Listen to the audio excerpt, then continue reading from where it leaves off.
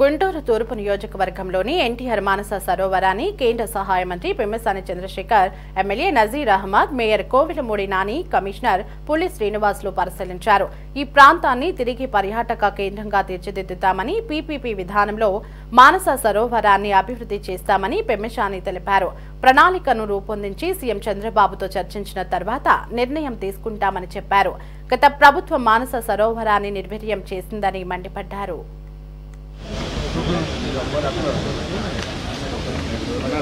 ఇదంతా మనకి బోటింగ్ కానీ ఇక్కడ చెట్టు ఇదంతా కాటేజెస్ లాగా పెట్టారు. అప్పుడు 14 మీరు చూస్తే గుంటూరు ప్రాంతాన్ని ఒక ప్రణాళికాబద్ధంగా ఏ విధంగా డెవలప్ చేయాలనే దాని మీద వర్క్ చేస్తూ ఉన్నాం కూటమి ప్రభుత్వం. మొట్టమొదటిగా చూసుకుంటే ప్రతి ఏరియాలోనూ సిమెంట్ రోడ్లు వేశారు, చాలా వరకు డ్రైన్స్ క్లీన్ చేశారు, డ్రైన్స్ కొత్తవి కట్టారు. అదేవిధంగా ఓవర్ బ్రిడ్జెస్ 2 వర్క్ స్టార్ట్ అయినాయి, శంకర్ విలాసు, నందివెలుగు. మిగిలిన 3 బ్రిడ్జెస్ టెండర్స్ అయిపోయి ఫైనల్ స్టేజెస్లో ఉన్నాయి అప్రూవల్కి. అవి కూడా ఒక 1-2 మంత్స్లో శంకుస్థాపన చేస్తాం. ఇవన్నీ అయిపోయిన తర్వాత నెక్స్ట్ మా ఫోకస్ వచ్చేటప్పటికి గ్రీనరీ, పార్క్స్, వీటన్నిటి మీద. అందులో భాగంగా కొన్ని తీసుకుంటున్నాం. అది నల్లపాడు చెరువు ఒకటి, పొంగరాల బీడు అదొకటి. అవి 2 కూడా వేరే ఒకటి లేబర్ డిపార్ట్మెంట్ దగ్గర, ఒకటి అగ్రికల్చర్ డిపార్ట్మెంట్ కింద ఉంటే అవి రెండింటినీ కూడా ఫైల్స్ మూవ్ చేసి జిఎంసీ కిందకి తీసుకొస్తా ఉన్నాం. అవి ఫైనల్ స్టేజెస్కి వచ్చినాయి. అవి అయిపోయిన వెంటనే వాటిని అదేవిధంగా ఇప్పుడు ఈరోజు ఈ మానస సరోవరం, ఎన్టీఆర్ మానస సరోవరం తెలుగుదేశం పార్టీ అధికారంలో ఉన్నప్పుడు ఈ ప్రాంతం ఆహ్లాదకరంగా పబ్లిక్ వచ్చేవాళ్ళు.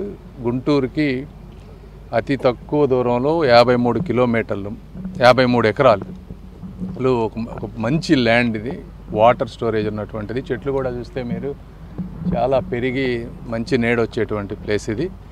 దీన్ని ఏ విధంగా చేస్తే ఒక సస్టైనబుల్గా డెవలప్ అవుతుంది. ఎందుకంటే తెలుగుదేశం ఉన్నప్పుడు చేసాం, మళ్ళీ గవర్నమెంట్లు మారిపోయినాయి. గవర్నమెంట్లు మారిపోగానే మళ్ళీ ఇదంతా పిచ్చి మొక్కలతో పెరిగిపోయింది. ఈ విధంగా అంటే ప్రతిదీ ఇదే విధంగా ఉంది. ఈసారి అలా కాకుండా ఒక సస్టైనబుల్గా లాంగ్ టర్మ్గా ఇది ఒక 20-30 ఏళ్ళు ఈ ప్రాంతానికి ప్రజలకు ఉపయోగపడాలంటే ఏం చేయాలి? పీపీపీ మోడ్లో వెళ్ళాలా? ఎందుకంటే గవర్నమెంట్స్ చేస్తాయి. గవర్నమెంట్ చేసినప్పుడు మంచి గవర్నమెంట్ ఉంటే ఉంటుంది, అధికారులు మారినా కూడా మంచి గవర్నమెంట్ లేకపోయినా వచ్చిన వాళ్ళ దగ్గర నుంచి లంచాలు అవి తీసుకుంటూ ఉంటారు. అవి ముందుకెళ్ళదు. కాకుండా ఒక లాంగ్ టర్మ్లో ఒక పీపీపీ మోడ్లో సిస్టమేటిక్గా చక్కగా చేయాలనేది మా అభిప్రాయం. దాన్ని ఎలా చేయాలనే దాని మీద ఆలోచిస్తాం.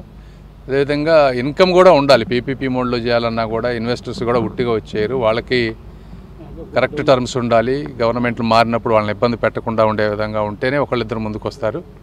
కాబట్టి ఇవన్నిటిని దృష్టిలో పెట్టుకొని ఒక పద్ధతి ప్రకారం వర్క్ చేసి, మేము కూడా ఎప్పుడు చూడలేదు, ఈసారి ఫస్ట్ టైం చూద్దామని వచ్చాం. శ్రీ నారా చంద్రబాబు నాయుడు గౌరవ ముఖ్యమంత్రి గారితో మాట్లాడి ఎలా చేయాలనేది వర్క్ చేసి దీన్ని ముందుకు తీసుకెళ్లే కార్యాచరణ చేస్తాం. గుంటూరు తూర్పు నియోజకవర్గంలో పేదలు, మధ్యతరగతి ప్రజలు నివసించేటువంటి ప్రాంతానికి అతి చేరువలో ఉండి సువిశాలమైనటువంటి ప్రాంగణం ఉన్నటువంటి మానస సరోవరం గతంలో తెలుగుదేశం పార్టీ హయాంలో అందరికి కూడా ఉపయోగపడేటువంటి పార్క్ ఉండేది. కానీ గత ప్రభుత్వంలో పూర్తిగా నిర్లక్ష్యానికి గురై ఎక్కడ కూడా అభివృద్ధి ప్రణాళిక లేకుండా ముందుకు సాగినటువంటి పరిస్థితులు.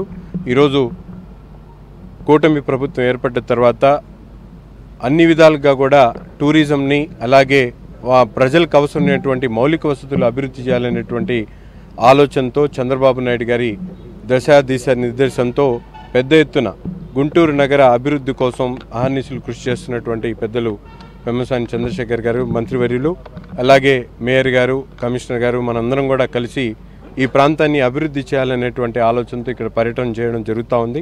ముఖ్యంగా ఇప్పుడు ఉన్నటువంటి పరిస్థితుల్లో ప్రభుత్వం దీన్ని మెయింటైన్ చేయాలంటే అనేక రకాల ఇబ్బందులు ఉన్నాయి. కాబట్టి దీన్ని రాబోయేటువంటి రోజుల్లో ఒక కంటిన్యూగా దీని డెవలప్మెంట్ కొనసాగించేటువంటి విధంగా, ప్రజలకు అందుబాటులో ఉండేటువంటి విధంగా పీపీపీ మోడ్లో ఏ విధమైనటువంటి ఆలోచనతో, ప్లానింగ్తో దీనికి ఇవ్వగలుగుతాం అనేటువంటి ఆలోచన చేసి ప్రభుత్వ దృష్టికి తీసుకొని వెళ్ళి తప్పకుండా ఈ మానస సరోవరంని పూర్తిగా అభివృద్ధి చేసేటువంటి దిశగా ముందుకు అడుగు